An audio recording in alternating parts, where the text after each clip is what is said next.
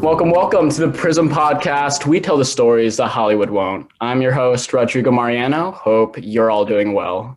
Across from me is a team of Palm Springs, which is currently streaming on Hulu, director Max Barbakow and writer Andy Siara. Am I pronouncing that right? Yeah. Well, how are you guys doing today? Like, what's going on with you two, big writer and director of Palm Springs? Nothing really. Balancing work and parenthood and life in the pandemic. You know, just the Life in the same pandemic. thing every day. That's perfect. Yeah, same. Amen to that. So, have you guys been watching anything good lately? Like, what's on your mind as to like consuming media rather than making it? New season of Search Party. It's pretty. Is it good? Yeah, it's so good. Barb and Star go to Vista Del Mar. That was thoroughly enjoyable. One of the best things I've seen in a long time. Judas and the Black Messiah, fantastic. Those are my most recent watches. It did a little bit of Truffle Hunters. This documentary about dogs and their owners in Italy looking for mushrooms, which is fantastic. Recommend that. I actually just got Letterboxd, which I haven't had, Really? which is it's a beautiful tool just to like actually remember. Oh yeah, I watched Out of Sight last weekend. That movie's fantastic. Mm-hmm. Malcolm and Marie, that's very interesting exercise. Have you guys seen that? Not yet. No. I haven't seen it either, but like a lot of people in the school are up in arms. Oh, I hate it. I love it. Whatever. Very divisive. Why do people hate it and why do people love it? A lot of people just think like Sam Levinson has like a big ego and the nerve of Sam Levinson to, I don't know, make it, I guess. I haven't seen it on my own, but like I'm a fan of Euphoria and like, what's the other movie? Assassination Nation. I thought I think he's a bold filmmaker and I just haven't gotten around to watching Malcolm and Marie yet. I hope to like very, very soon though. I think it's a pretty cool pivot in the age of the pandemic. I guess they just had a lot of crew because they were shooting Euphoria. And then, COVID hit and they just pivoted and he wrote this movie and they went up to, I think it was Carmel. And with a crew of 20 people, all of whom have a piece of the movie, which is really cool. Everybody has a piece of the back end of that movie, and they sold it for a substantial bit of money to Netflix. So everybody did well. Yeah, it's interesting to see how like filmmakers take advantage of the pandemic, especially with like all these restrictions and all that. I mean, like personally, at my school, when it comes to productions, obviously like things are more honed down because of these restrictions. And like, honestly, I don't blame them, but it's been harder to be creative but pushing our creativity through these circumstances is a challenge worth going through, in my opinion, as well. Mm-hmm. What have you been, you're a film student? Yeah, I'm a film student. I'm actually a BCE major, which is Business of Creative Enterprises. And it's more focused towards like behind the scenes, like producing stuff. Eventually I want to make my own production company and call all the shots. Hopefully I gain the capital and backing to do that. But like, I am just super passionate about filmmaking and just storytelling, like getting those voices heard among the ones that haven't been told yet. And yeah, obviously something that I'm sure we've all fallen in love with, like growing up in whatever, like movies, magic, like it's insane and it's incredible. And I'm glad that like we're all pursuing this profession rather than just like becoming like engineers. No diss to engineers or whatever, but like that's what I was like raised to be. But I'm here at art school. There we go. We need engineers and we need artists. So facts. I could get behind that. So like, first off, I rewatched Palm Springs in preparation for this interview. It holds up really well. I watched it like 3 times during quarantine when it came out during the summer. And I was like, wow, this thing's absolutely addicting. This is like a masterpiece of a rom-com. This is also my favorite movie of the year. Like by the time December came around and I was making my list on Letterboxd, I was like, wait, are you serious? Like, this is the best movie. Like that. Congratulations on like making the number one on my Letterboxd list. First of all, guys, that's oh yeah, thank you. I mean, like that's honor. It's an honor, dude. probably more valuable than like the Golden Globes noms and the WGA stuff. Like, we made number one for Rodrigo. Oh, yeah, of course. I'm just super grateful to have the opportunity to talk to you guys about the process and all of that. And obviously, congratulations on those nominations, like, and all the accolades. Like, you guys deserve it 100%. This film is absolutely incredible and original in a sense that, like, I haven't seen something that made me feel this good in a while. And I'm sure a lot of these voters agree in that sense. And wow, like, you guys really pulled something off. Congratulations. Oh, thank you. Thank you. I really appreciate it. Thanks, So, man. like, so on that note, like, what does it feel like to be the best? I don't know. We gotta ask someone who is the best. We aren't the best. We're just trying. We're just trying to get by. Max. Let's say I just think it's a good reminder. And someone told me this even before we went off to go make the movie, and I think it's very relatable for people that have been through just the process of making a feature, that each time, like, the scale might get bigger, or the parts might get more dynamic, or the budget may be higher, but it's really the same. Like, you make something, and then after you make something, you're just starting over again on a different project. So you're kind of like back to where you started. It's cool if you get lucky like we did, and a lot of eyeballs glom onto the thing you made, but it really just feels the same. I think it's encouraging that we were able to make something that people responded to, and it's nice to have opportunities to engage with different kinds of like pre-existing material that will come to you, but it's really just about like,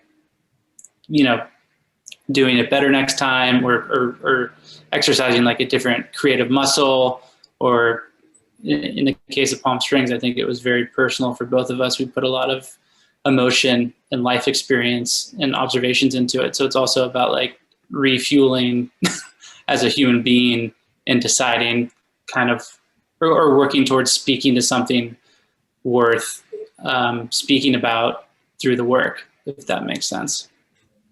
Yeah, totally. Like, when you guys were making this movie, did you guys feel like, how confident were you guys in this material while making it? And did you even expect all of this to come from it?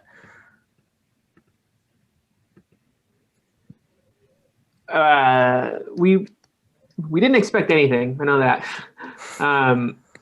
When we were confident in the sense of, for so long, this was just like a thing that we were doing together. I mean, I say it's like playing in kind of like we're playing like make believe in like a therapeutic sandbox of sorts, where it's just like, we're just two buds that wanted to make something together, and so we get in a room and talk about what this fantasy thing could be, should we ever find a way to make it. And then, when I was writing it, then sending pages over to Max to read, it was like, the hope was at some point, once this thing is done, we'll send it out to people. But who were those people? I don't know. We didn't have like a bunch of people lined up, like waiting to read this thing. It was just like, yeah, this is something that when it came time, we would try to get it out there. We didn't really have a plan for getting it out there. And so therefore, like, for so long, it was a thing that we were working toward, but it was always like, there was an element to it as like, there was a goal, but how realistic the goal was, I don't know. But that's kind of, I think it's an important part of the process, is like, you're trying to achieve something, whether you actually are. If the practical part of our minds came in, we may not have been trying to do it, because I think at a certain point you kind of have to like shut off your practical side of your brain and just like keep the dreamer side alive. So you keep on doing it. So like there's a fantasy of like, yeah, maybe this movie will get made someday. So like while still approaching it from a realistic practical side, like still it was always like we could believe just as much that this would, if you were to ask us back then, whatever, 4 years ago, like, will this movie happen? And, or if we were to tell us like, oh, this movie didn't get made, I think we wouldn't be surprised to hear that too. I don't know if that makes sense. Mm-hmm.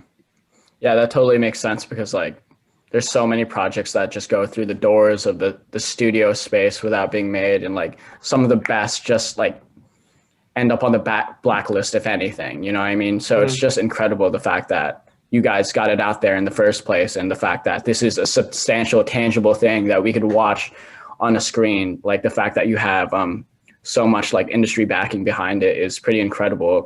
Like considering the fact that you probably just started writing this when you were like in your room one day, just because you were so inspired by this idea, not expecting anything to come from it, of course.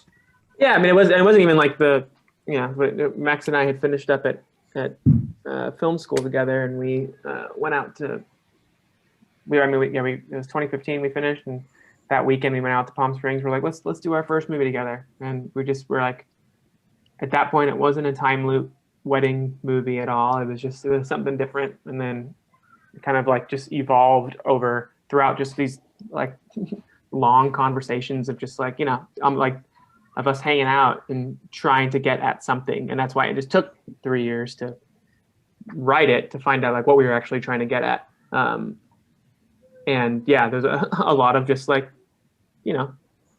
before work or after work or in my room or doing these big long days, punching it up on like in my living room with me and Max.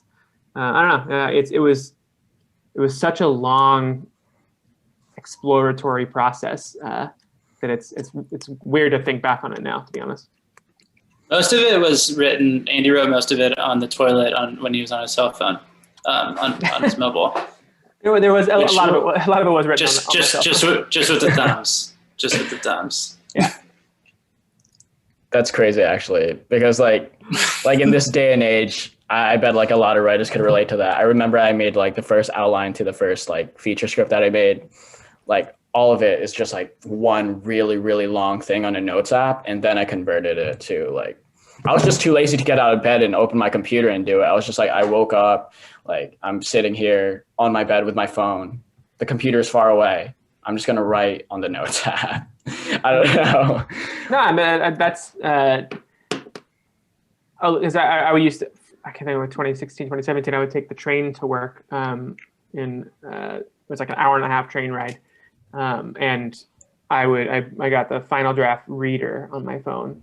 It would like actually found like that hour and a half before and after work were so helpful, because I would read whatever I worked on the day before, like actually typing. I would read it on the app, but like I couldn't tap it in on the app, but like you can just read through it, and you almost like see it in a different way when you're reading it. And then I would put my notes in on. I would if there's a typo, I'd go to my notes app and page 3, this thing, and like it almost like works to your brain in a different way, and you're changing the environment up too. I don't know. I found that super helpful, but I think back on this long Palm Springs journey, and like that was another place where a lot of it was like tinkered with, was on these long train rides to and from work. So. Now that it's been like half a year since it's released, like how has your perspective on the movie changed at all? Like in general, how you perceive Palm Springs as a movie, I guess. I haven't watched it. When's the last time you've watched it, Andy? I think the Rose Bowl. Yeah, I haven't watched it. I don't think either of us have watched it since July. I kind of want to again, because you're asking about what we watched recently, and I think what was exciting about the movie when we set out to make it is we just kind of figure out what it was. Is we wanted to put everything we like about movies and wanted to see in a movie into it, and it's very specific, and it's a very specific emotion, and I kind of that is the kind of thing that I'm looking for in stuff.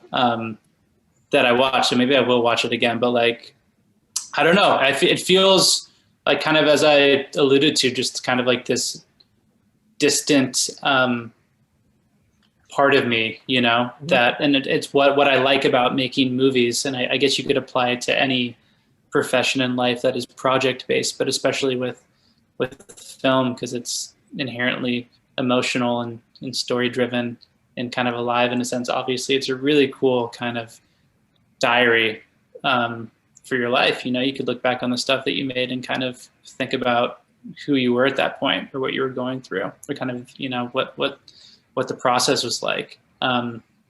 So I don't know. It's cool that we're still talking about it. At the same time, it feels like so long ago, you know, especially as time in this historical moment of the pandemic has been so skewed. You're like, I don't even know. It's crazy that it's almost March, you know, and this quarantine, at least out west, kind of started then as well. So it's all a blur. Yeah, and it's also interesting too. Wait, by the way, do you guys hear me okay? I'm just making sure. Am I like muffled at all? Okay, perfect. Yeah, and it's also interesting too, like, you guys have a legacy now. Like, this is your legacy, this tangible like thing. Palm Springs is, your names are going to be attached to this after you die. People are going to be talking about this movie after you die, regardless of whether they mention you in that conversation or not. Like, how does that feel? You're part of history. You're like Golden Globe nominees. Like, what is going on? That must feel so surreal. I was not thinking about any of that stuff, and now I'm not going to be able to sleep all night and be nervous or anxious. So thank you, Rodrigo. Now you're just going to send me into like a panic attack now. What's cool is it's this like tweener. It's like this, you know, people can see it as something batshit and weird, or something like a little more substantial that has some stuff on its mind, or just like this rom-com, you know, this 90-minute rom-com. So I feel like we're in a good spot because there hasn't been a backlash yet, because I still feel like it means so many different things to different people. So I don't know, maybe there's a backlash soon, and then our legacies are tarnished, you know, and that'll send us back to the to square one, and we could have the same experience. Rebuilding ourselves again. Oh my god! Like, yeah, keep on going. Haven't thought about that. That's cool though. No, I find it crazy that you think like there's going to be a backlash sometime down the line. Like, I mean, that very well may happen like 20 years from now. Like, people are like, Palm Springs wasn't that great compared to this rando other like Groundhog Day-esque like comedy that comes out like 15 years from now.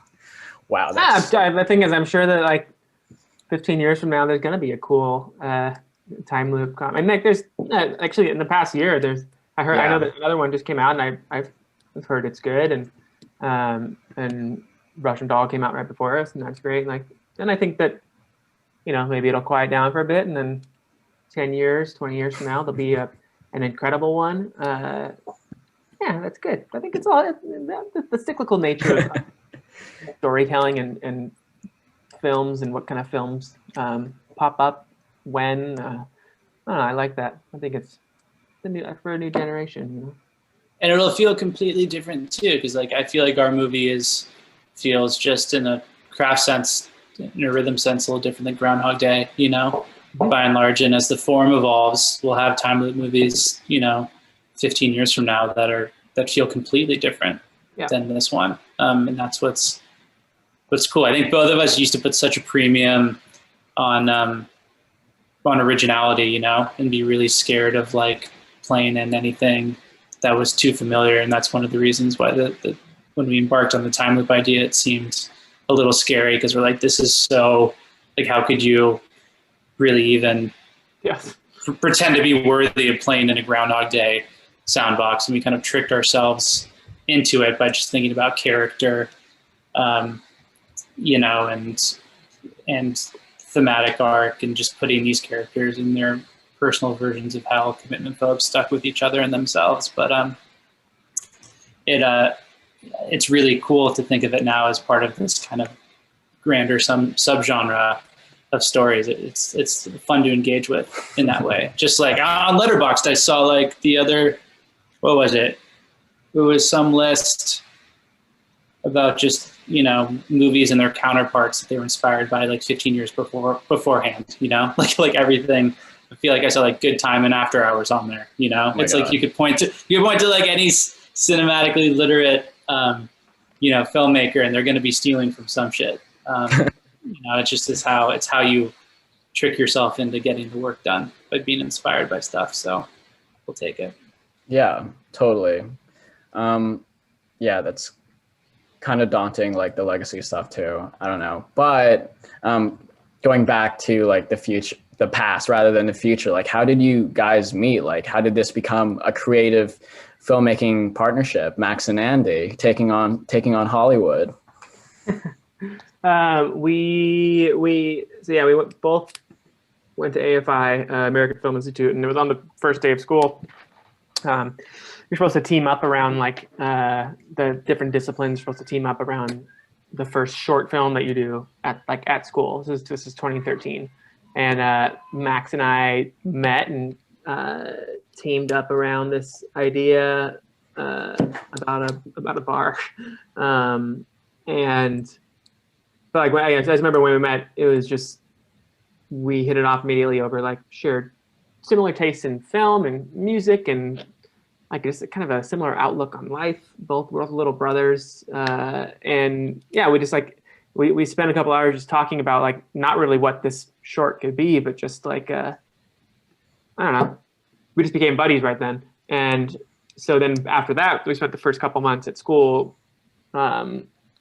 doing all these like initial classes together that were kind of built around making this first short film together, and like how to like just how to do that. And from that point on, like I don't know, we both just had a great experience working together and maintained like a great friendship throughout all of AFI. And then we did like our big thesis film together the second year. And then so I don't know, but it was just that first day of school where it was like love at first sight. So. Aw, that's sweet. So like, what do you guys think make your dynamic of writer and director work as a pairing?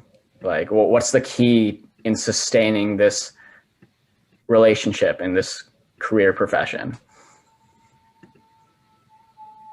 I think just the comfort in being vulnerable with one another in terms of, and being honest about, because I think we both like to just draw on personal experience and, assumptions and reflections and, what we think about the world and throw that into work, concerns, existential angst, as you can see in Palm Springs. So just, like a true honesty across the board. And just like, I think we have fun making stuff together, it's really natural. It's not much more than that. And I think we challenge one another, That's great. It's about like always, we talked about earlier on, not thinking practically too soon. It's about always kind of throwing any expectation out the window, kicking the can down the road, and really just trying to dig to create something kind of worth trying to go make. But it's really just about fun in that process, and kind of, you could call it therapy, or you could call it like comfort. It's the collaboration was very much born out of a friendship, beforehand. So it really is just authentic and quite natural. And there's a big like, I don't know, a mutual respect about what each person can bring to, like, there's like I feel like whether I was this way before me, Max, or it was just developed more along with when we work together, is like, I feel like I'm not precious about the words, because like I know that at school, and I remember that first year, a lot of writers had bad experiences with like their collaborations, because I think like you had two individuals, between a writer and a director, who like both felt like they knew what was best for sure. And a writer who they thought they knew was best or didn't agree with this other person's opinion. And like a lot of it comes down to taste as well. I think from the beginning though, like we don't get into that many, like, we've never gotten into that many arguments about like lines or anything like that. Like it was always like, well, this can be better, or Max would say this can be better, and like it can be better, and then we'd riff on like how to make a thing better rather than anyone get offended. And if like on those times where like, if I really believe in a line or a scene or a moment or whatever, and Max disagreed with it, or we would talk through it and have a nice like civilized discussion. Like even saying that out loud, I can't even recall when that happened, or if it happened. I'm sure it did happen, but like not often, because I like, I'll send Max, like we're doing something, we're working something a couple weeks ago, and I'll send him a script, and he'll give me these great line notes or like alt lines, and I can say no or yes, but like usually it's like, oh yeah, that's better. And like, I think the way like, and also knowing that he's going to be the one that's shooting this thing too. And so there's that I think that's a big part of the writer director thing, is like, at the end of the day, the director is shooting the thing. And if he hates a line, he'll just take out, he just won't do the line. And so like, there's a way to like, just, I don't know, respect what each person brings to it and never be too precious about certain words in there or certain lines in there, or like thinking that you know best. I think that's part of it. It's like, don't assume that you always know best. I don't know. I know it's kind of my answers all over the place, but. And if there's like, I feel like there have been times where, like, I feel like if either one of us has the same note twice or comes back and like rejects the same thought twice, it's like, there's never a third time. It's kind of like, all right, let's just do it that way. It's like, I don't think we've ever honestly felt super strongly about, been on the opposite side of an argument and felt super strongly about it. Like, I think we're both just too curious about trying to dig for stuff that's good, and it's like never, I think a close-mindedness is really helpful when it comes to kind of sticking with character and kind of like theme, and kind of in creating, giving yourselves restrictions in that sense. Like, I think that's what we kind of always decide on, is like what we're trying to speak to, or, in a broad sense, and we could kind of stay on the spine of that. But when it comes to like the minutia, it's never, I don't know, I think we're always just after making something as good as it could be. Yeah. And also, and knowing that, like, I think because that everything can always be better too. There was never a point where like Palm Springs was, well, here's the script and now I'm done.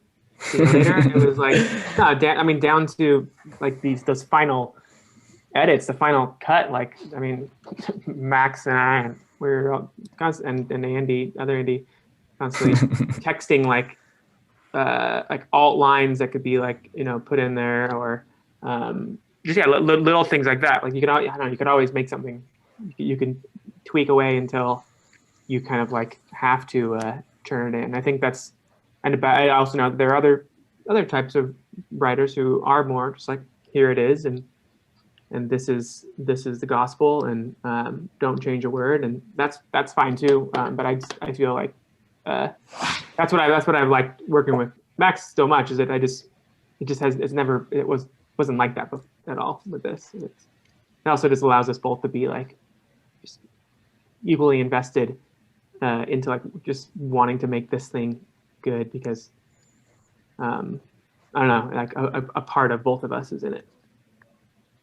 Yeah, no, that's so great to hear. And that dynamic, that collaborative dynamic is like so great. And it very much embodies the improv nature of like yes and, rather than like tearing something down or like putting down your fellow collaborator. It's just like, yeah, this works, but like we can make something better out of it. That's such like an essential mindset to have while collaborating with another person, especially when it comes to like a filmmaking partnership as a writer and a director. But like going off of that, like as individuals, when doing this journey as like a writer for you, Andy, and a director for you, Max, like what were the challenges in seeing yourself in this profession, and how did you overcome that?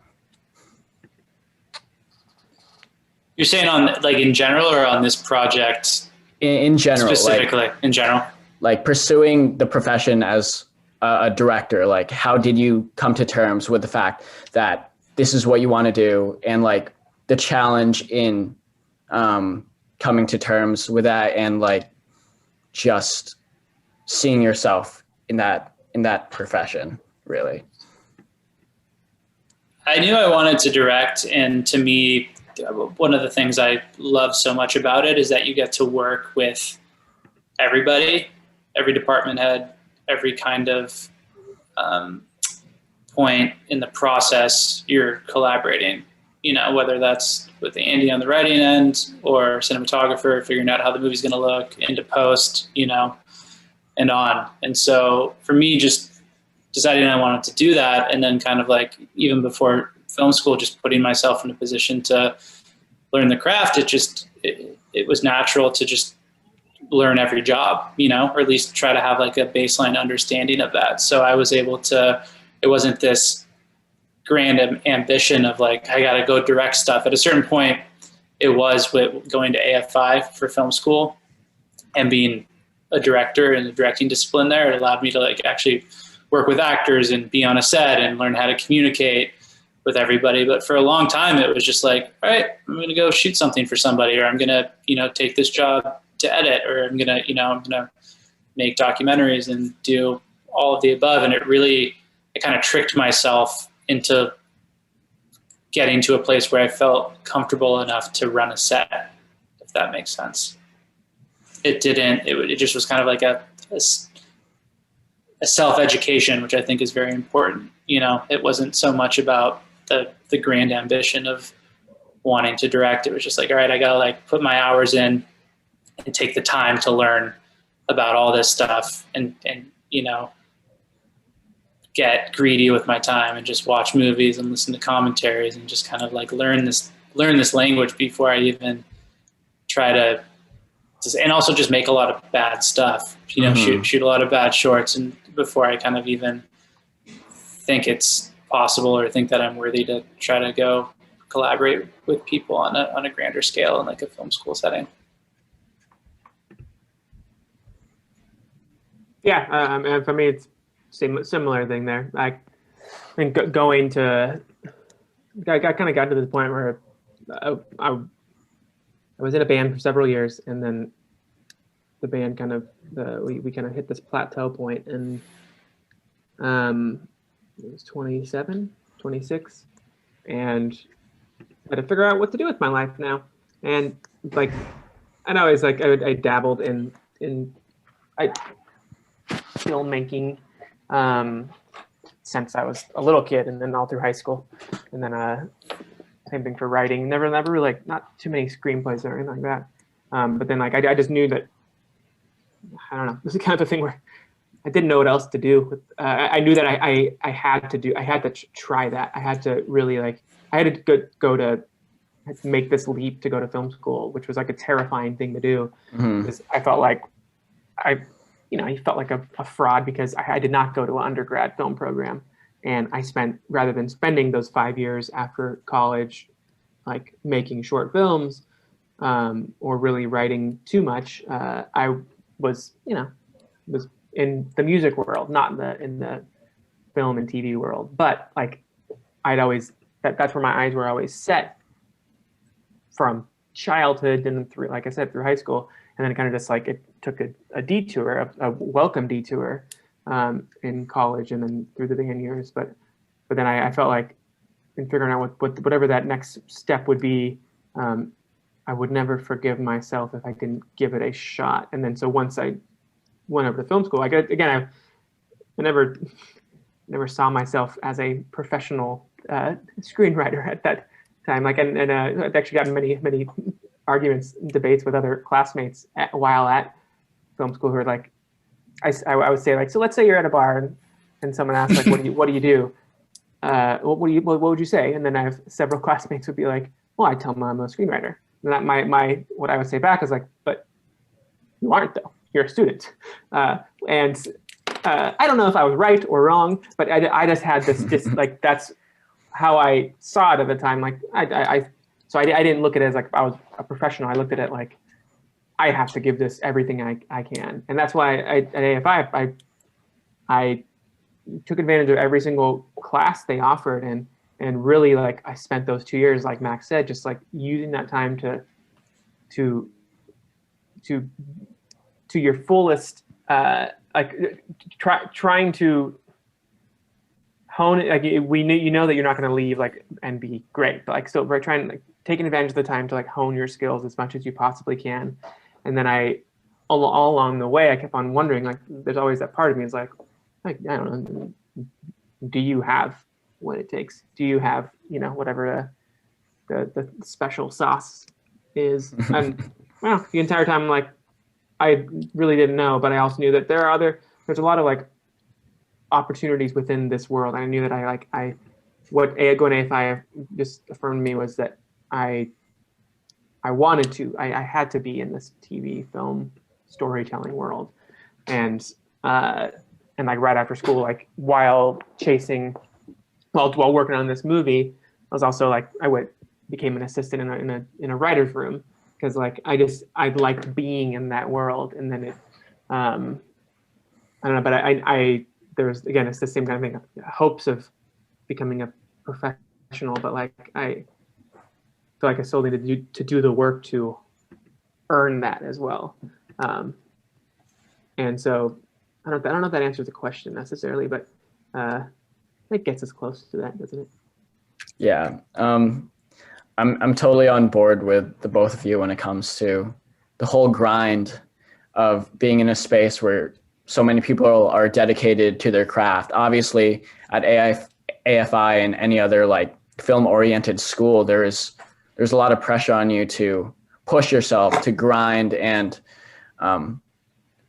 it really is a beautiful thing, but it is also challenging. And when it comes to film school in general, like it is very much like about the connections in addition to the education, maybe even more so the connections, because you meet all these incredible people, and that's how you guys met too. Like, mm-hmm. Yeah, a lot of people like bash film school or like whatever. Like I know some film friends who would rather like just quit and just do their own thing. And that's a very like feasible path as well. But I think there's a lot to value when it comes to being in a space with so many passionate people, of course. Mm-hmm. Yeah, it's tough. Like, you can learn just as much without being in film school and save a lot of money at the same time. Like I can also point to to all of my jobs that I've had since graduating 5 years ago. I can trace the line back to AFI, and the biggest mm-hmm. one of all, the one that kind of changed everything, was meeting Max on the first day. So like, don't go to film school. I would never have met Max. And yeah, like who knows? And I do think just the positive about film school is it forces you to just like, oh, here are 2 years or 3 years or whatever it is to like just focus on this thing, and don't try to like do other jobs at the same time. Just focus on the thing. And like, again, the problem is that film schools are just too expensive. Yeah, so that you can't really just do that. And I, like I said, I went way into debt going to school, but at the same time, I didn't know what else to do. And I knew me personally, knowing myself enough to know that like, if I didn't go, I would have found excuses. I had to back myself into a corner. Some people are more disciplined than me, or than I was at the time, and wouldn't need to back themselves into a financial corner like that. But I did at the time, in order to really like just there is no way out other than like, I have to find a way to make this work. Yeah. Yeah, I totally agree. It was very much for me, like, if I don't do this, I'm going to regret it for the rest of my life. If I don't like pursue it with all my well-being and all that I have. Mm-hmm. So like, yeah, that's why I'm here. And yeah, it's been incredible so far. And I'm glad that you guys had good experiences going through this similar type of thing. Yeah. So back to Palm Springs and such. When it comes to like writing and just like creating this whole entire thing, like making it on set and stuff, did you ever have concerns when it comes to trusting the audience? There is, of course, like a lot of things left to interpretation, a lot of self-awareness, a lot of existential concepts that you throw at people all at once. And yeah, the finished product is great, but like, did you ever think, what if this like all falls apart? And like, how did you come to terms with, yeah, we can make this work? They're going to say come to terms with the idea of being an utter failure. You got to suspect, I mean, it goes back to kind of not film school, but it being a collaborative art. And I think you have to find people and surround yourself with people who have the same taste and believe in what they're doing. And we had great collaborators across the board that allowed me and us to kind of suspend our doubts, you know, like we were all kind of in it together, but it's part of the process, especially in editorial, where you're constantly kind of rethinking and jiggering and recalibrating, you know, everything from what basic information does the audience need moment to moment to make this setup make sense to, you know, like, is this piece of music doing what we want it to do? And that's, you know, that's why you test movies. That's why you bring people in and show them stuff. But it's really just about putting the work in, you know, and like you only have what, you know, your own voice and what you can provide and what you want to say. So like, I think because no one gave a shit about us when we were working on this early on, we just leaned into that, you know, and that's what ended up getting the attention of The Lonely Island. And I think what they responded to and why they thought it was a good idea to get involved and help us make it better. And it became this kind of creative cocoon where everybody was kind of speaking the same weird language that we kind of were digging for in the gestation of the story. So I don't think the self-doubt part, you know, ever goes away, but it's about learning how to suspend that in the name of doing stuff that is kind of worth failing, that is that is ambitious enough to feel good about, even if it doesn't quite work, you know, that doesn't feel generic. And I think it's always a good thing there's a difference between trying to make stuff that is like misconstrued or not well thought out and stuff that is just, you know, has a really, what is the term? Has a really high degree of difficulty, you know? It's, I think it's always worth doing stuff that scares you a little bit, because then you could hopefully end up with something special and different. Yeah. That was a lesson. That's like a lesson still today. Whenever I'm working on something, it is about turning the critical voice off in your head that is not helpful. You know, that is like, that is insecurity speaking. It's, that never goes away. It's just about learning how to kind of hone that into something that will help you make it better.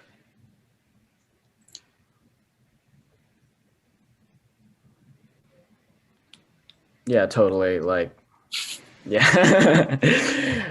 Yeah, what you guys pulled off was incredible. And I could only imagine like making this movie and like, wow, is this going to work? Is this going to reach an audience in the way that we want it to?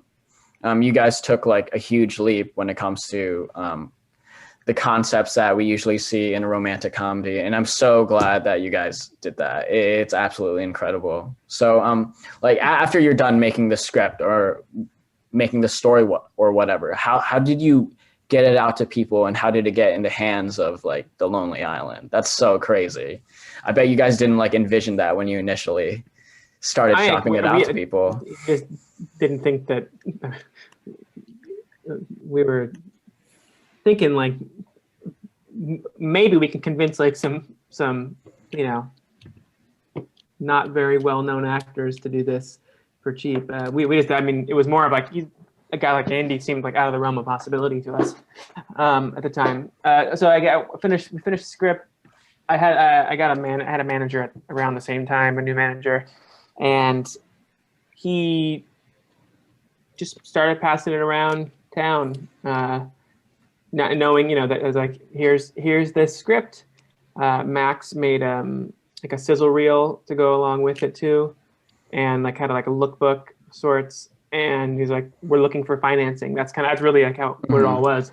My manager started sending around to production companies and financiers, like we want to try to finance this movie, low budget, and then it got in the hands of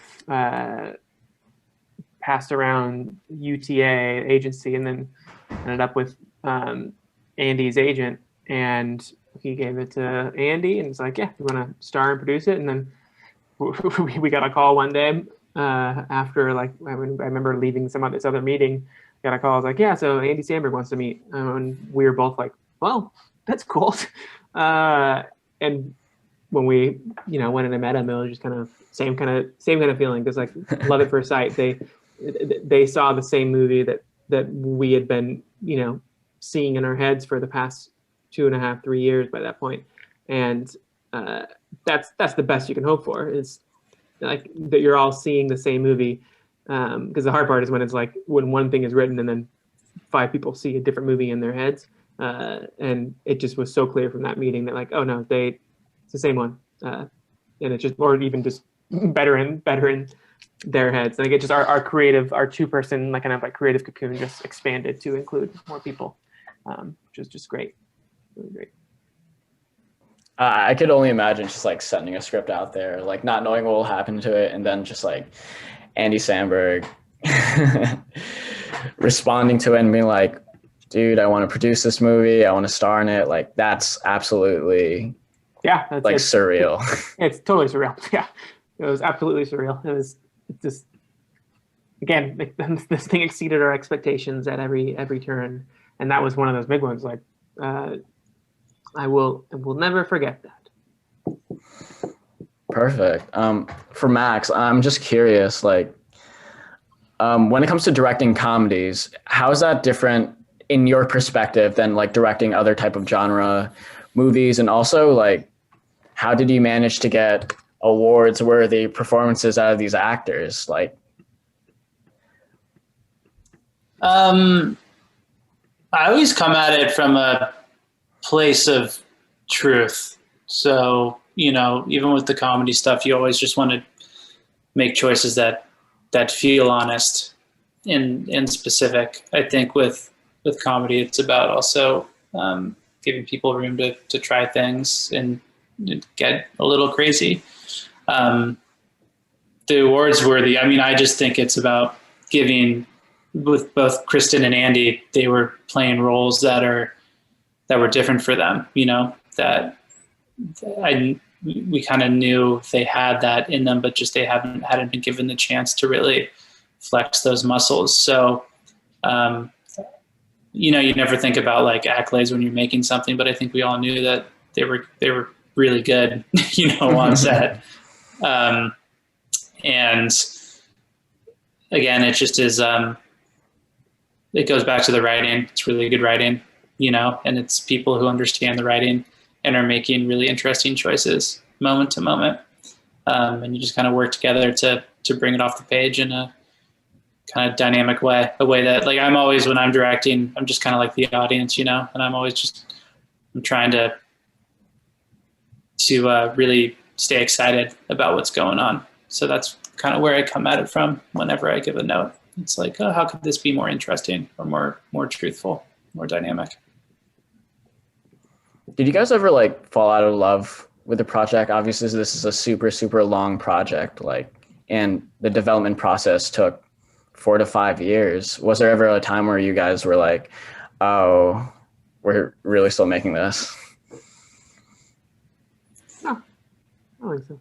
I mean, there was like it evolved though too. You Yeah. know, it stayed fresh. I feel like in that way. Yeah, I mean, it's not like we weren't like every single day for those first 3 years. It was just like all consumed by this. It was like, no, like, you know, we both get busy with other things in our lives and then kind of put it away for a bit, then return to it. So I think that helped too. Not like, we never like were like, well, it's time to close the door on Palm Springs. It was always building up to like, we at least have to give it a shot of like getting the script right and then taking it out. And then if no one wants to make it, then we close the door on Palm Springs. But didn't happen, luckily. I could only imagine it feeling so fresh as you're like, we're watching these actors say these lines off the page, making it their own and improvising and building off of what you've already written down. Like, especially when it comes to Andy and Kristen, like such incredible actors in these roles. And the energy on that set must have been incredible. Like, wow. Everyone looks like they're having a good time making it. Like, what's the key to making it like a great time? For us, I mean, it was really hard to shoot, man. I don't know if anybody there would cop to having like a great time making it. It was the weather was shitty. Like, you know, there were a bunch of production challenges. We had no time to shoot it. So I think what helped is like everybody was on the same page. No one was an asshole. You know, everybody was still coming at it from a completely altruistic, generous, kind of collaborative place, but we were also moving at such a fast clip that it kept the energy up just because we had to keep going and we were doing really fun stuff every day. You know, all the moments that are wonderful and offbeat and batshit that are in the movie, we were doing multiple different versions of them every day, you know? Mm-hmm. So it's kind of like you're like a kid in the candy store as a filmmaker and a performer. You're like, oh, I get to do this deceivingly emotional scene and then, you know, go stab Tyler Hoechlin in the face with a fork. You know, it's like, that's amazing. So I think it just kept everybody on their toes in a really, really fun way. Yeah. If you're doing so many different iterations of the same types of scenes, like during a shooting day, how do you choose like what to prioritize? Hey, like we're going to do a different version of this because we feel like it off the bat. Like, how do you keep things in line when you have so much gushing creativity every second? I think we prepped. We had 3 weeks of prep, which was not a lot of time, but we kind of designed the whole movie for all those moments of repetition to kind of feel different. There's slight alterations with the wake ups and stuff with camera height and movement and lensing, because we never wanted the movie to feel stale or repetitive. We wanted to kind of have the repetition show how the characters were evolving within that emotionally. So you do a lot of work beforehand and you have a lot of conversations beforehand. So like on the day, as much as possible, you're executing what you need or what you know you need to get. And then you kind of build off that momentum and excitement. If, you know, I like to work where you have a plan for what you're going to get, but you're very willing to throw that out if a better plan presents itself. And there were a lot of those when, you know, everything from performance to camera moves, and alts. That's the fun stuff. You try not to overthink or suppress those impulses unless you're, you know, you're running out of time or running out of light. But yeah, even on this, I mean, that was a lesson on this is we started off talking about like, when do you start thinking about something practically? And in my experience making stuff, I always start thinking practically, like when you're there shooting it. But I feel like even on this movie, like it was such a good lesson from Sandberg and Akiva is like, even when you're making stuff, like don't on the day, like don't think too practically. just get as much as possible, you know? Like I don't think we sacrificed anything really. We were always grabbing stuff. And we never, like, there's no way, I remember when we started prep, there's no way that anyone thought it was going to be possible for us to get this movie in the can in 22 days. But even with that, we really didn't cut much at all. I remember we like pretended to, but then just knew we would get it somehow. Like I mean, really cut much that really mattered, really. It was nuts. I hear crying children. I have to wrap it up soon. I hate to be the wet blanket here. No, it's all good. So I guess we could move on to the last question now. What's your Irvine, the both of you? I bet you got that a lot during the press tour. No, actually, didn't really at all. I don't know if I ever got it once. My Irvine is the reason that I need to jump off. It's my 2 children and my lovely spouse.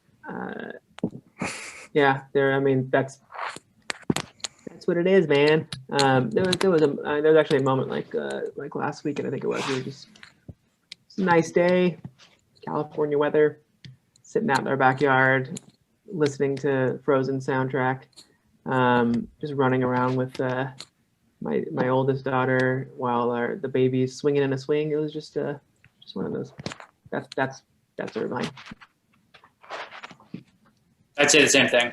I got my fiance and I don't have kids yet, but we have a doggy. I thought you were saying my Irvine. I like to there's like a house. There's like the house next door to Andy's house, and my Irvine is breaking into that house and just kind of like peering over the fence and wishing one day for a semblance of that Irvine. No, it's family, it's family, and it truly is what Roy says, or what Roy is kind of experiencing in that scene. It's just sitting back, cool breeze, at home, at peace with those you love. Perfect. And also, what is your advice to young filmmakers looking to make it in the industry? Last one. Don't try to game the system at all. Just like focus on like whatever the craft is that you are trying to get into. Like if you want to be a writer, just write as much as you possibly can, and that's all that matters. Is the good writing will rise above the rest. So don't worry about like trying to like get this in front of the right people. Like get what in front of the right people. Get a script in front of the right people, but make sure the script is like it's great. And like that's all that matters for that. And then like same thing for like going to be a cinematographer. Just learn cameras. Like I don't know anything about lenses, and I should try to learn some of that stuff. But it's like that takes that's a lot of work to do. It's a totally different kind of field. So you should just like start focusing on that and really like becoming an expert in that. Maxwell. Yeah, no, that for sure. And in addition to that, watch movies. Yeah. Watch old movies. Yeah. Keep watching stuff and also have life experience and put that into your work. Yeah, absolutely. Emotional honesty. Yeah. So. Yeah. Well, thank you guys so much for coming on. Palm Springs is now streaming on Hulu, rooting for you guys for the Golden Globes next weekend, hoping for like an original screenplay nom at the Oscars, maybe, who knows? But I really learned a lot from you two, and like just thank you for coming on and talking to me. Of course, man. Yeah, thank you for having us. Thanks, dude. Yeah. And that's a wrap on the PRiSM Podcast. I'm your host, Rodrigo Mariano. Follow my socials at Dragonsfo and at PRiSM Media Official, of course, on Instagram. Thanks for watching. Thanks for listening, and see you guys next time.